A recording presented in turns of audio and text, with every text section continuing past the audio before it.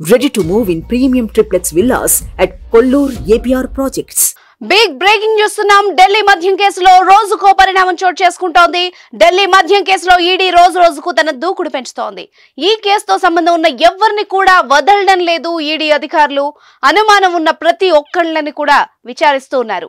ఈ కేసులో నిందితులుగా ఉన్న వాళ్ళ ఇళ్లలో మొదట సోదాలు నిర్వహించిన ఈడీ ఆ తర్వాత బంధువుల ఇళ్లలో కూడా తనిఖీలు చేస్తోంది. తాజాగా హైదరాబాద్ లో ఎమ్మెల్సీ కవిత బంధువుల ఇళ్లలో ఈడీ అధికారులు మరోసారి సోదాలు ప్రారంభించారు. ఎమ్మెల్సీ కవిత బంధువుల ఇళ్ల టార్గెట్ గా దాడులు జరుపుతున్నారు. శనివారం తెల్లవారుజాము నుంచే మాదాపూర్లోని కవిత ఆడపడుచు అఖిల ఇంట్లో తనిఖీలు చేపట్టారు. 7 బృందాలుగా ఈ తనిఖీలు చేపట్టినట్టు సమాచారం. అంతేకాకుండా కవిత భర్త అనిల్ కుమార్ బంధువుల ఇళ్లలోనూ విస్తృతంగా సోదాలు జరుపుతున్నారు.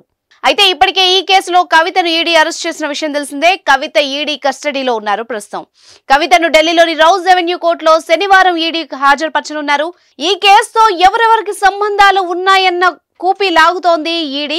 అయితే ఎమ్మెల్సీ కవిత, ఢిల్లీ సీఎం అరవింద్ కేజ్రీవాల్ ఈ కేసులో అరెస్ట్ కావడంతో ఈ కేసు తీవ్ర దుమారం రేపింది.